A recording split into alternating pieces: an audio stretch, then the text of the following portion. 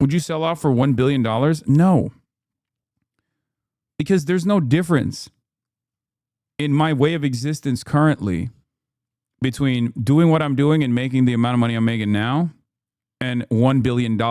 Because if I were to turn heel, if I were to, become an anti-communist, a vicious anti-communist, and still maintain some of the progressive values too, while I'm at it, if I were to become the person that like those on Twitter to my left claim I am right now, I would get 0 hit pieces.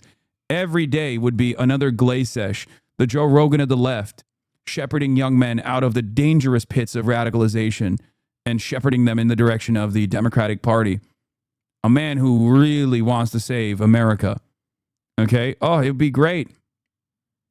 It would be fucking great. I mean, I respond to the... Also, there's British Jews at those fucking protests. You're on Fox News at my gym again? Hell yeah. Let's see what the fuck they're talking about now. Indoctrinating America's youth and really preventing them from knowing the truth about these things. Well, we got to fight back. But as we just mentioned with Azra, the Democrats' radical message is being spread by their new spokesman, a fan of this show, Hasan Piker. He hit the campaign trail with 2 Democrats this week to push his vile rhetoric.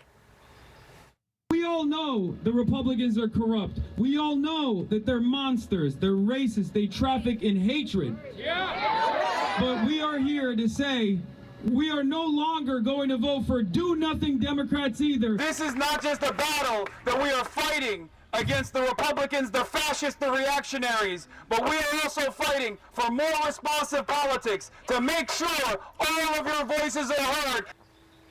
And he's not the only one spreading these anti-American messages online. So dangerous. We need socialism because reforming capitalism isn't a solution. It's a Band-Aid. Have you ever wondered what America would look like if it wasn't run by oligarchs and capitalists and worked for everybody? America has the worst culture of all time. America sucks. Piker's ideas seem to be resonating with the rest of the Democrats, too.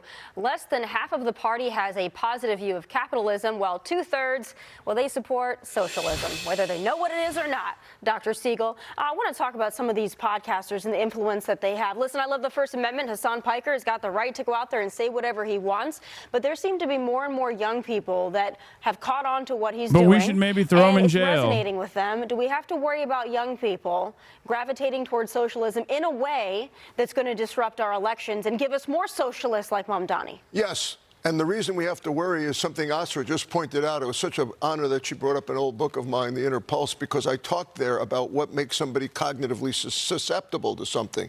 And it's emotions. It's appealing to emotions with hatred, with rhetoric. You hear how your friend there talks? How Piker talks? He's appealing to non-rational thought, where you don't know what socialism is. My wife came from the Soviet Union. She never stops thinking about it. Immediately became a Republican when she came here. She said, I want to get as far away from what I grew up with as possible. The young people don't know what it was like or what it is like in Moscow. Yeah, they certainly don't. I don't think Hasan Piker does either, Joey. And like I was saying with Dr. Siegel here, we love the First Amendment. We love having ideas on display so you can choose. But what do you make of his recent comments and the fact that so many Democrats are cozying up to, if not campaigning alongside him? Yeah, he's a paper tiger, and he'll have his moment. People will enjoy it, and then it'll move on because there's no substance there. And I hate that for him. Maybe he'll learn and grow. I think he's a pretty young guy. I mean, listen, his main demographic are people I'm that probably haven't lived like only their a lives couple years enough to younger know than you. the bullshit that he's spewing. That's the problem, right? He reaches young people. They're full of emotions, they're full of excitement and dreams, but they're not full of experience. They don't know what's left in life.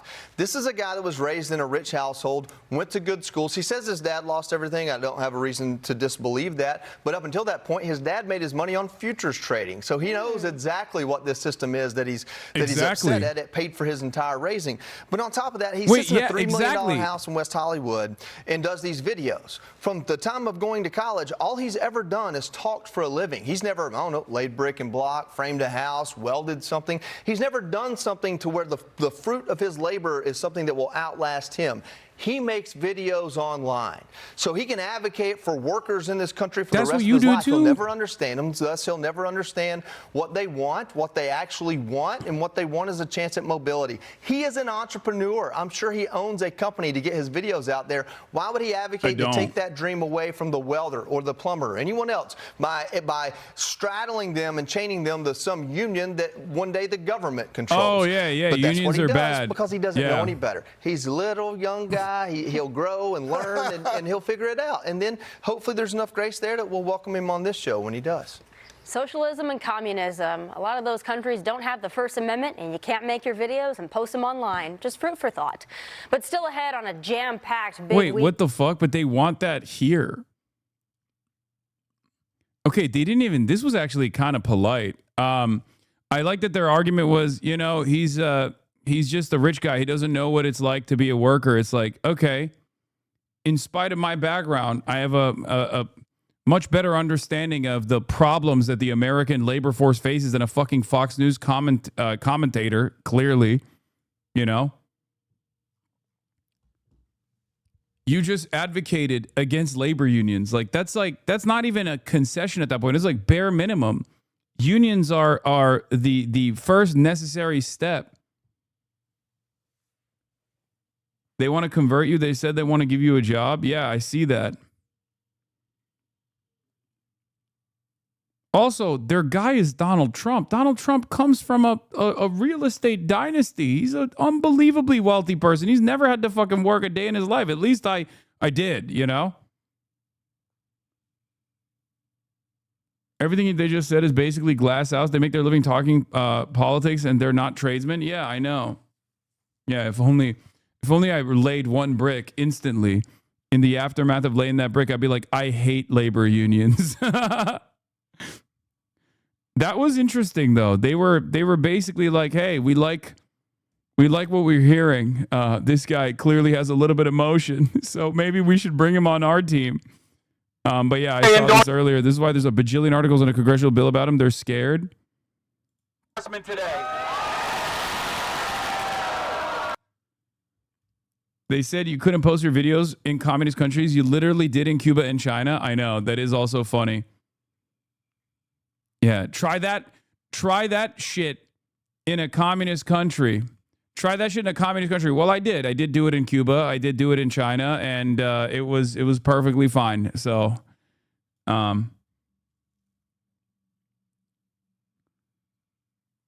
yeah, Israel quadruples propaganda budget to $730 million as it loses global war for hearts and minds. Now I know where this shit's coming from. Okay, now I know where this is coming from. You have no idea how much money you would make if you switched up and became a Fox News host. I do know. Okay, of course I know that. I have full knowledge of this. I could also be making more money right now without even switching up what I'm doing. I could run ads, for example. I could take corporate sponsorships, for example. It's not that people aren't coming over to give me money, and you know, I'm desperate for it. I choose not to work with most of the sponsors that come through. Okay?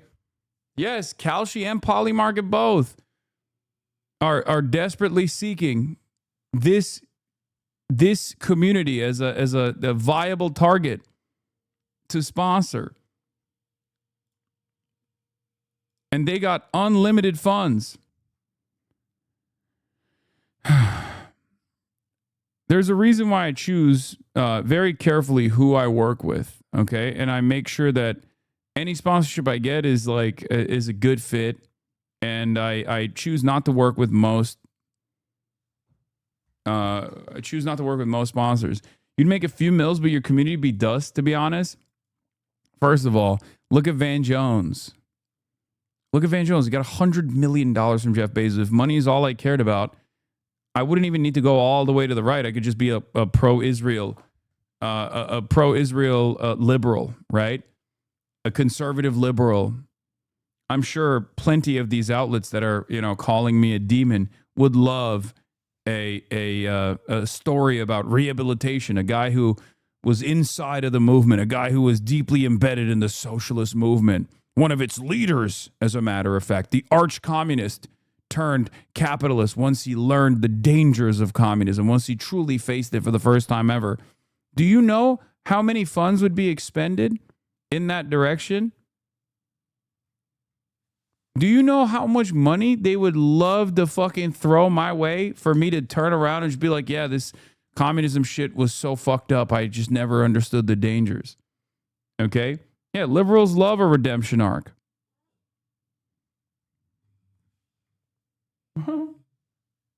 Guy's dreaming.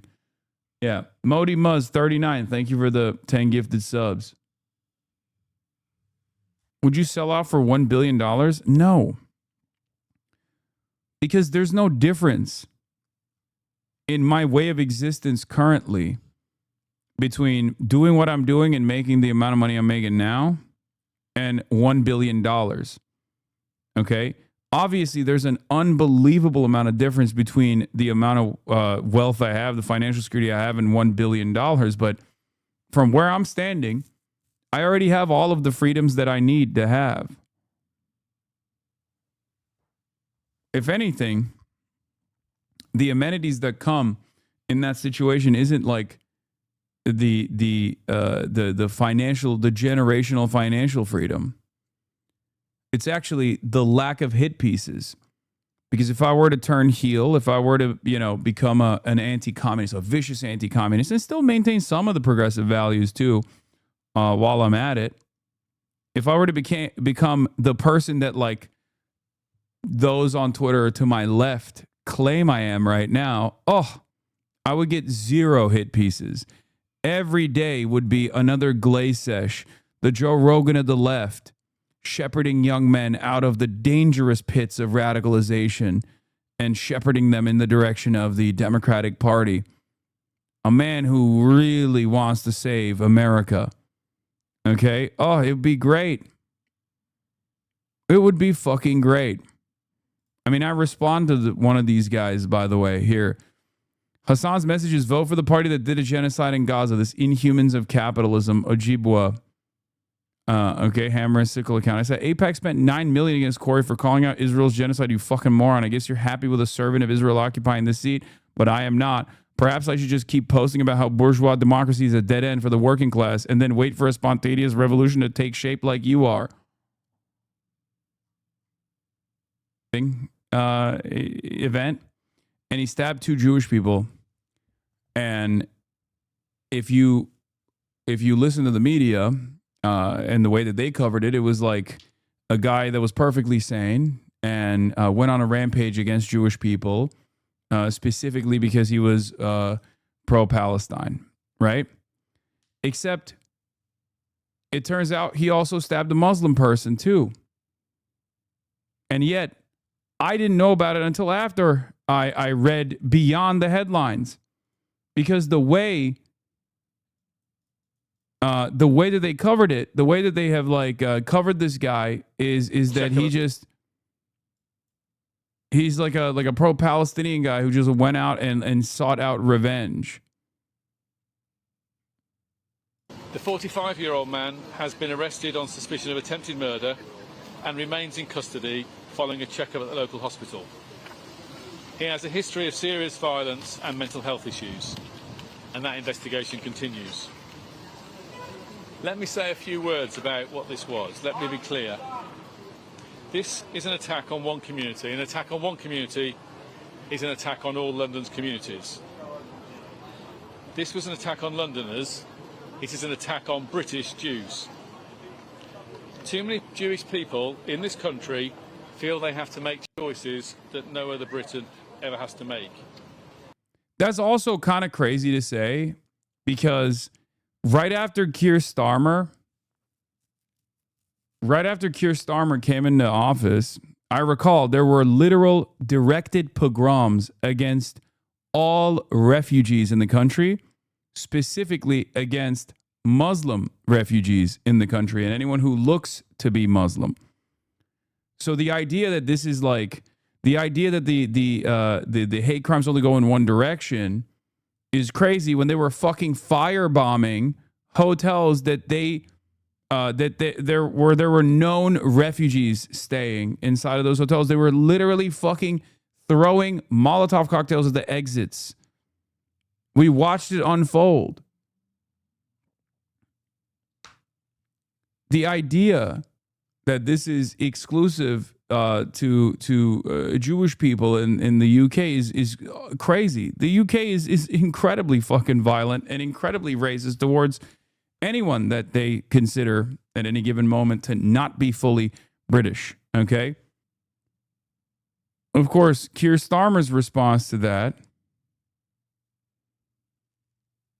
was to lean into the demands being made by those who were, committing pogroms, and to say, we don't want an England where we don't know our neighbors, right? A restrictive anti-immigration policy rather than trying to tackle this issue at its root cause, which isn't even to combat the hatred and extremism necessarily, which they tried to do as well to a certain degree.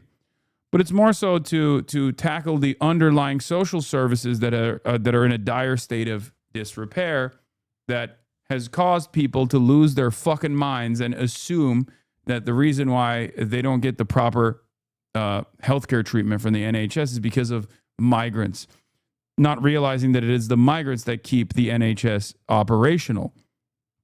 So it's actually the opposite in that circumstance, because once again, fascism, white nativist anti-migrant sentiment, which is fascist, which is reactionary in nature, this kind of ideology is suicidal. It's self-defeating. The story is the same, okay? It's always the same. First comes austerity in the interest of capital. Then comes privatization and diminished quality services, more expensive services, okay? Less reliable services. That frustrates the population, the working class. And then right-wing forces take advantage of that frustration, that anxiety, that animosity, and redirect that frustration to migrants, leaning into the idea that these foreigners that you don't know are coming in to ruin this country, and people believe it.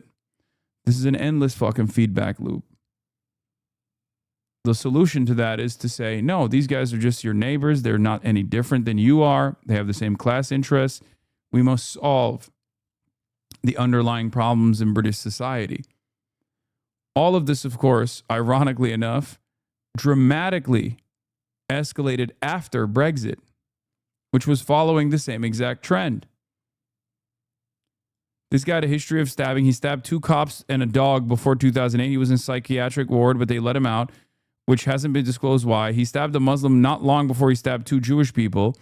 He was someone who needed help, but the system failed him, and the system caused these stabbings. I mean, yeah, this is a direct byproduct of cutting some of these social safety nets, for the record. This person should be in an involuntary hold. He's very clearly, he should be getting the necessary medical treatment.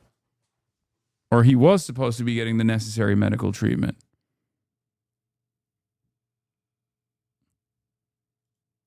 And yet the system is collapsing, and he was out and about with a knife, and he did these heinous acts of violence. And instead of addressing the root cause of this problem, this incompetent government will turn around and say, oh, this was motivated entirely by the Free Palestine movement, and that's why we have to make sure that you can't say Free Palestine. We have to have even more strict speech rules. They have to make choices about how they dress, where they go, or how visibly they live their lives. That's completely unacceptable. This, by the way, ironically enough, is an identical pressure for Muslims in the UK and Muslims all around as well.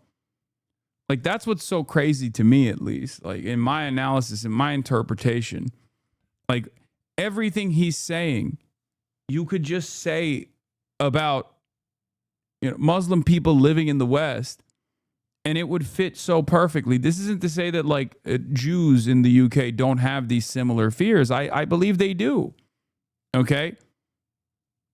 But it blows my mind. It blows my mind that this only goes one way. Like, all of these institutions only care about it in one direction and actively foment it in the opposite direction. And has gone on for far too long. And to make matters worse, Keir Starmer is utilizing this as an opportunity to punish pro-Palestinian speech. Now, when I then see Zach Polanski come out and retweet, he's also using this as an attack against Zach Polanski. Or support a criticism of that, I think it's disgraceful. I think it's disgraceful. Zach Polanski is the leader of the Greens, okay? And the Greens have been blowing up and eating away at Labor's unpopularity. A lot of people are leaving the Labor Party to join the Greens. Zach Polanski, HasanAbi head, is incredibly woke, okay? He's incredibly woke in a British way, though, and sometimes when you're that woke in a British way, you make missteps. Zach Polanski also happens to be Jewish, for the record, okay? Just so you guys understand, which, you know, plays a role in his coverage, in the coverage of Zach Polanski, which is crazy. You know, if this was if this depiction of a Jewish politician that is pro-Israel was done by a pro-Palestinian newspaper, they would arrest the cartoonist. Okay, this would be the news for weeks. Okay, this would take up headlines for fucking weeks. But of course, because Zach is Jewish, who happens to be anti-Zionist, okay, then obviously you can do whatever the fuck you want to do. You can depict them any way you want to depict them. Yeah. It's the Goyim blaming a Jew for anti-Semitism, by the way. That's what's going on, literally. Keir Starmer and many others are playing fast and loose with tropes, with depictions, and also claiming that the anti-Semitism is directly associated with the pro-Palestine movement, and Zach Polanski is responsible for the anti-Semitism.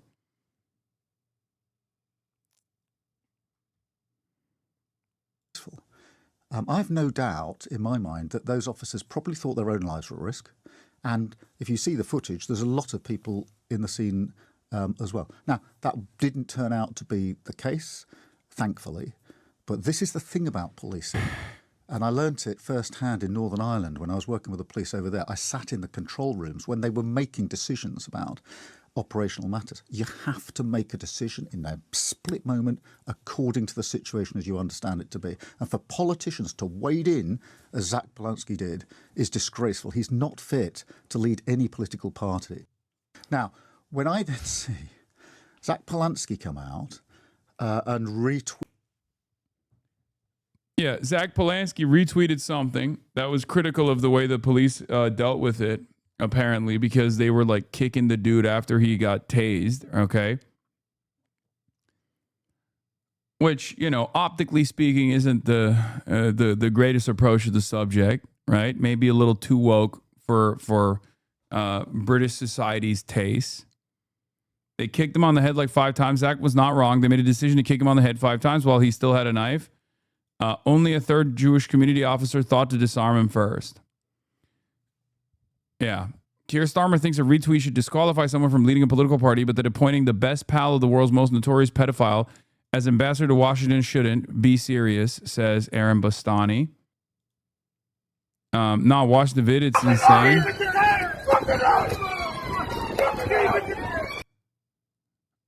This is America.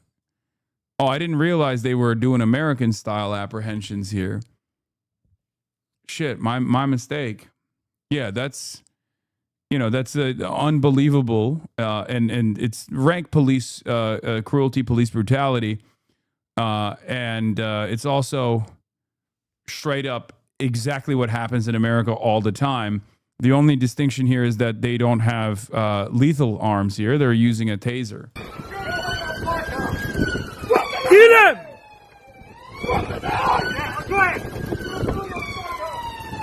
him!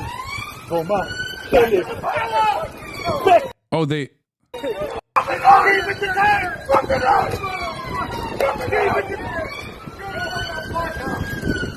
Kill him!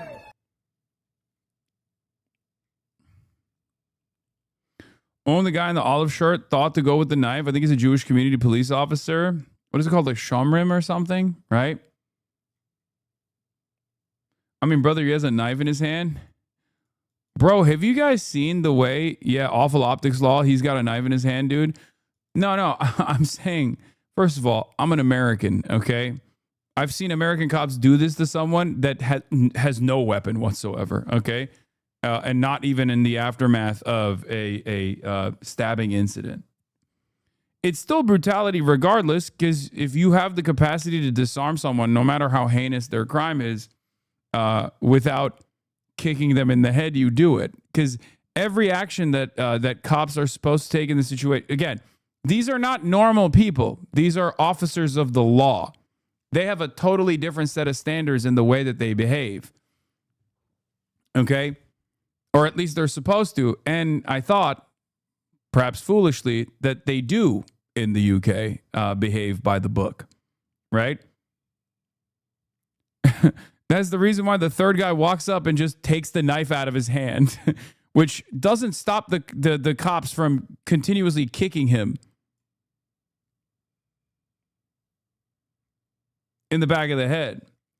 Now, I know many people's attitude is, fuck him. He's a mass stabber. Who gives a shit? Fuck him. Kill him, right? Like, well, there's a good reason for why, and I say this as an American, there's a good reason for why you're not supposed to do that if the situation can be dealt with by less cruel means.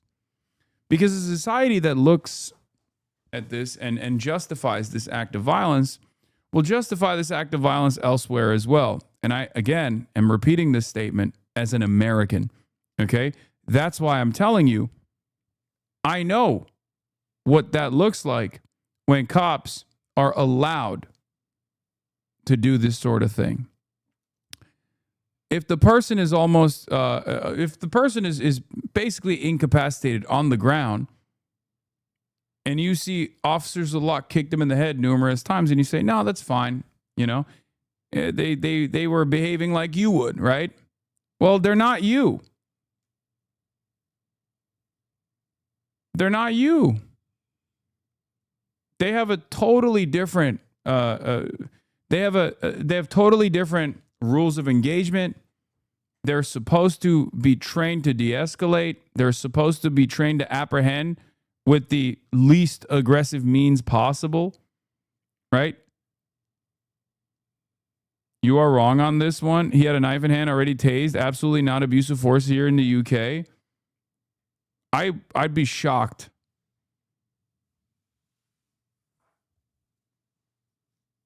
I'd be shocked if that was the case. I don't know if they stop trying to defend the guy. Oh, God. Do we have to do this every time? I'm not defending a fucking stabber, you absolute dumbass. Oh, my God. Oh, God. Every time. I forget that it is moronic. People have only one speed. You know what I mean? Yeah, of course, it's great that they fucking apprehended a stabber, you idiot. Like, that's a given. That's understood. That's, like, well established, right? Stabbing is I mean, this is a heinous act of violence. There's no, you know, there's no excuse for this kind of behavior. Okay?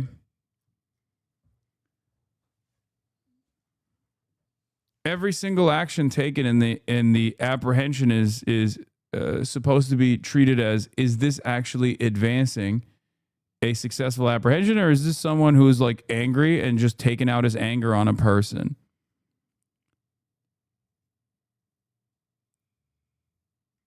There's a good reason for why.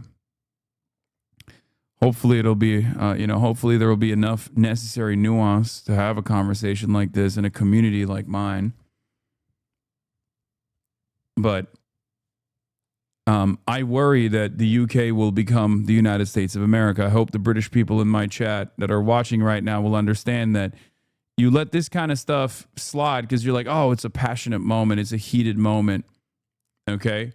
And these cops were just like, doing their brave duty or whatever. Eventually, that's how you arrive at America. Okay. So if you're horrified by the rank violence that you see from American law enforcement against both armed and certainly unarmed individuals, understand that we didn't get to that overnight. It didn't happen one day randomly. It happened through years and years of expanding the permission boundary on what cops are able to do to people that have done something wrong. Yeah. Today it's a stabber. Tomorrow it's a shoplifter that will receive this kind of brutalization. Just so you understand.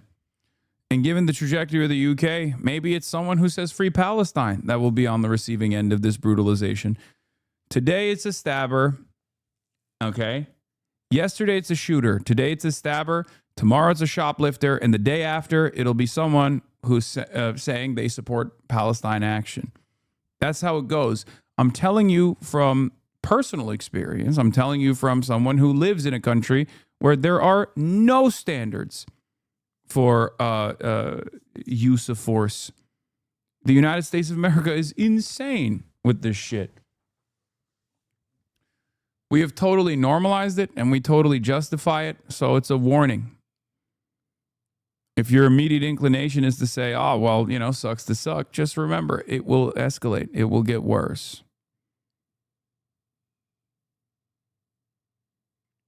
We didn't arrive at ICE shooting random protesters for the crime of being in their vicinity and having a fucking bad day overnight. That took a long time. And if your blood lives in America, exactly. No, that's why I'm saying, I'm giving you a warning. America is your future. In any case, let's take a look at the reactions so My far. freedom to go on a demonstration supporting the Palestinians be curtailed because of recent events. I think your right to protest should be maintained. I think. Full stop. Don't go any further. Don't go any further. He's right. Yeah. But, Beula Jr., thank you for the 50 bones. Yeah. For the record, I don't think Zach Polanski should have tweeted that. I don't think he should have tweeted that or retweeted that. It's not like a super significant offense. At all, and I think they're going to use anything and everything they can to attack him, and that's precisely what they're doing. It's totally cynical. It's totally cynical, right? However, it's they're going to use shit like that against you. You just, I don't really care that much necessarily. But this is, you're Corbyn now. You're under the crosshairs. They're going to come after you for anything and everything. For those who are wondering whether there would be an attempt to Corbyn Polanski, the only Jewish party leader, he's proof. They're saying it out loud. Nigel Farage, it's clear that Zach Polanski is a pound shop Jeremy Corbyn. His party must never be allowed anywhere near the levers of power. Of course, they're fearful. They're afraid, right?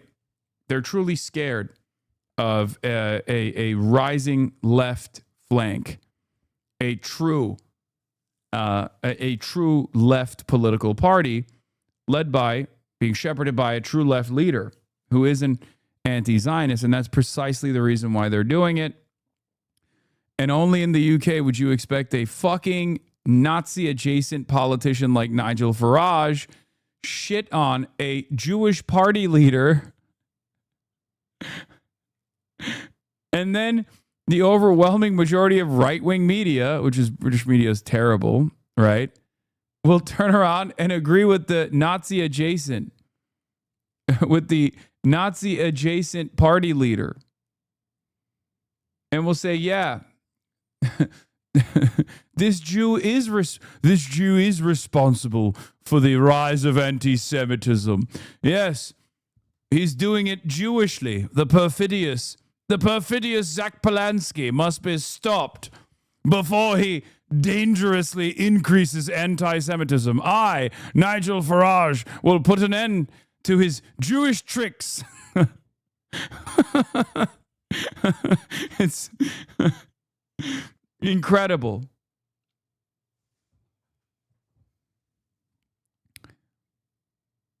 Yeah. Polanski's Greens are a party of poison. The most racist Gentile you know determines whether a Jewish politician is anti-Semitic. Yep. Times of Israel. Israel's deputy foreign minister, extremist UK Green Party leader, legitimizes violence against Jews.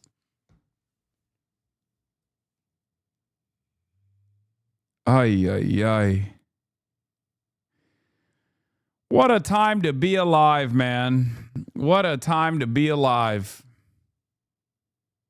I will say, however, once you come out swinging, if you're going to say, like, look, I'm glad that the guy is apprehended, but, you know, we have standards. We're not America. That's what, in his shoes, that's what I would say. I'd be like, look, we got standards. We're a civilized nation. We're the United Kingdom. We're not the United States of America. What the fuck are we doing? If we allow this to happen, who knows? If we don't make sure that you know, proper protocols are followed in all apprehensions, no matter how heinous the crime is, then we're gonna let this go, and sooner rather than later, we're gonna turn into the United States of America, right? Like, if you say that, you gotta stay on it. If you back away, which Zach Polanski did, he apologized from what I understand. Then you've given an opportunity to the reactionaries to continue pushing, right? Breaking, Zach Polanski has apologized. But once again, he's under tremendous pressure, right? He's under tremendous pressure. Yeah, he apologized for sharing a post criticizing the Met police officers at the Golders Green attack. Everyone in leadership is responsible for lowering the temperature at a time of such tension, and I apologize for sharing a tweet in haste. Police response to emergency situations such as these do need later reflection of the right forms, but I accept that social media is not the appropriate channel for doing so.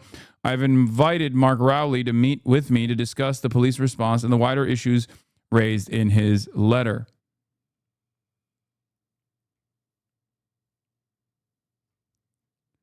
Zach Polanski needs to speak to Zoran's team. Buddy.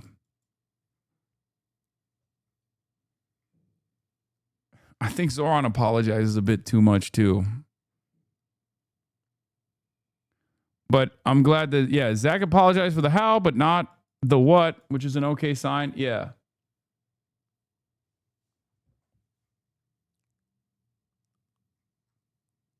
Caveats, sir. There are caveats. For instance, the caveat about where you can protest and what you can say on those protests are legitimate caveats to put in place, I think, given what has happened. So caveats over what? Caveats over what you say and where you say it. And what comments can I say and what comments can I not say? I think the Prime Minister is right to say talking about globalising the Intifada is a call for action against Jewish people, for violence against Jewish people. He's wrong. He's completely wrong. He's wrong. Let him try and test it out in court. It is completely wrong. Globalise the Intifada means shaking off. It doesn't mean no. Hold on. Yes, it means shaking off. It means continue the struggle. Like, that's it. That's it. There are similar struggles all around the world. Like, it's an uprising. Continue the uprising. LBC callers are so fantastic all the time, by the way. Respect to the LBC callers. I myself became an LBC caller at one point in time, and it was great. Yeah, it means continue fighting for freedom. Perfectly an understandable sentiment. It can mean shaking off your troubles, yes, whatever those troubles may be. Right. Why should my... Oh, God. I'm not sure Zionists quite understand the implications of the way Candace Owens dismantled Ben Shapiro and the Daily Wire, but they are profound. Zionism is done on the right. It's just a matter of time.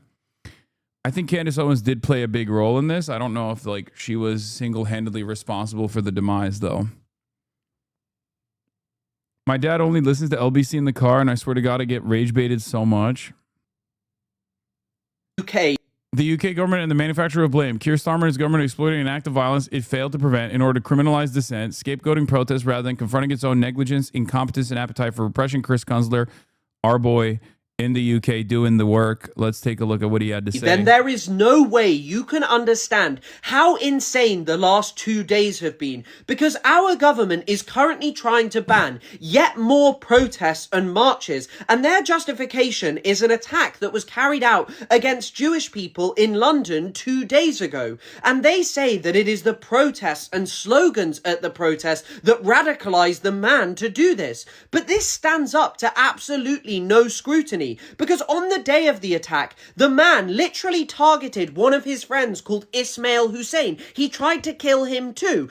But even worse, back in 2008, this man had already stabbed 2 police officers and a police dog. He went to prison for it. In 2020, he was referred to the extremism watchdog Prevent. Also, just before the attack, he was receiving treatment for mental health issues. His friends said that he was dangerous and scary to be around, and yet he was just out on the streets. Our government wants you to believe that protests that started back in 2023 and have dwindled both in size and frequency are responsible for this. It is genuinely unbelievable. It doesn't stand up to the most basic scrutiny. Yeah. I mean, it's clear that they're using like anything and everything they can to just be like, they want the pro-Palestinian protests to stop. They think that if they get the protests to stop, that the discontent will go away. And their way of doing this with the Palestine with the Palestine Action protests as well has always been to just criminalize it. Okay. And that hasn't really led to a significant that hasn't really led to like a diminishment of a diminishing impact on the intensity, the severity, the frequency of the protests, as far as I understand. And that certainly hasn't changed people's attitude towards Israel. If anything, it makes them more annoyed. It makes them more angry, more frustrated with the way that Israel not only continues to do a genocide with impunity, but then also gets to dictate what happens in their domestic affairs. Right? Unbelievably frustrating for the average person. So I feel like it's just brushing this issue under the rug instead of addressing it, instead of trying to find solutions. It's very stupid. And I don't know, it's very frustrating to watch. I don't think so. I think it's the work of both sides. Free, free. It's not long after the march begins that the familiar, controversial chant rings out.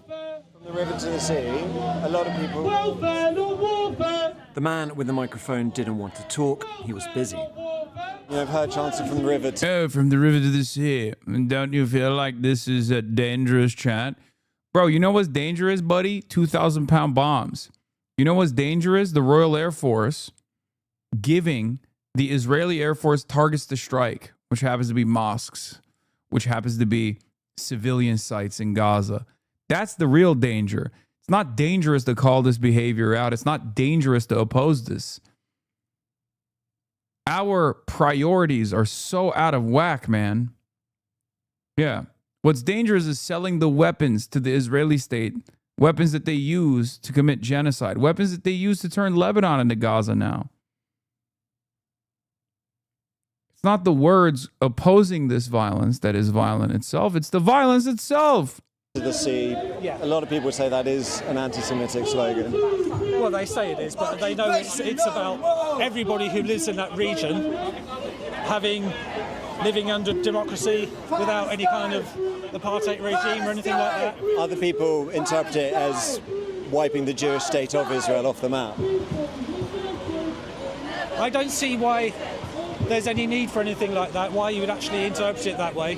So this is obviously a small-scale protest, but what Keir Starmer, the Prime Minister, is talking about is the cumulative effect of having march after march on the pro-Palestinian cause. There have been 34 national-scale demonstrations since October the 7th, 2023. Their organisers reject claims that marches lead to anti-Semitism. Our stewards, when they see inappropriate slogans, intervene and ask people, we don't have the force of law, ask people not to use them, and by and large, they comply. So we have to be absolutely clear here. There is no threat whatsoever to the Jewish community from these marches. In fact, they are attended by thousands of Jewish people. Many who are part of that community disagree. I think most people would accept that the sheer frequency of these pro-Palestine marches, the intimidation that is effected on the small Jewish community, and other factors such as the arrests and the state of our society now for Jewish people, all cause a reasonable judgment to be made that these marches should be stopped. They won't stop here in southeast London or on streets up and down the country unless the government intervenes and decides the balance between freedom of speech and the safety of British Jews. Brother, this has nothing to do with the safety of British Jews, man. Like, what are we doing? What are we doing? What are we doing? Oh, it disrupts the... It hurts the feelings of people that want to defend their, like, emotional support apartheid state. That's crazy.